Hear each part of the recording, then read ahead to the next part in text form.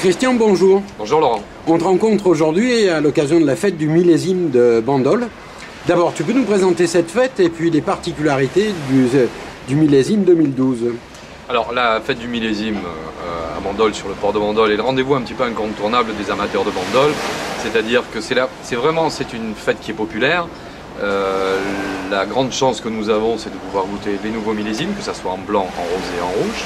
Alors c'est une fête qui n'est pas commerciale, puisque les vignerons qui nous reçoivent sur le port de Bandol nous présentent donc leurs nouveaux vins, des vins qui ne sont pas finis, qui ne sont pas encore partis en élevage et qui demanderont un petit peu de temps pour arriver sur nos tables. Alors c'est une fête qui est assez populaire, qui se fait dans la décontraction, qui se fait sur le côté un petit peu festif, ce qui est un peu quand même la base du vin. Et donc aujourd'hui, les vignerons nous font déguster dans les trois couleurs le millésime 2012, ce qui nous permet en fait de nous faire une idée sur ce que sera le millésime. Alors Christian, aujourd'hui on te rencontre, on sait, à Bandol, tu as commencé à goûter les différents vins.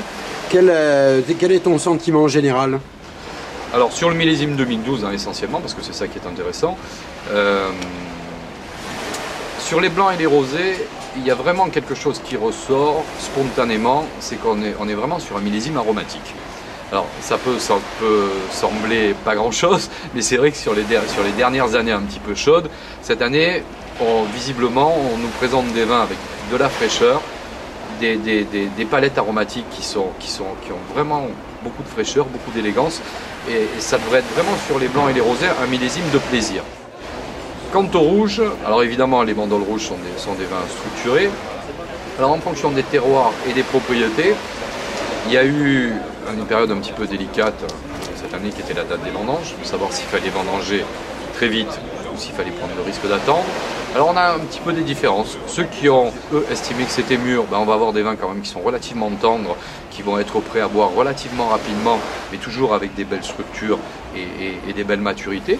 Et quelques domaines, en fait, dans l'appellation, qui auront été très audacieux, qui auront véritablement laissé passer les pluies, qui ont attendu les blocages de maturité, qui ont attendu que ces blocages justement passent et que le raisin reprenne un petit peu de tonus.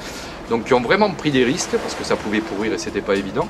Et là vraiment on a des belles réussites avec des vins qui vont être un petit peu plus destinés à la garde, où il faudra peut-être être un petit peu plus patient. Sinon globalement c'est une belle année.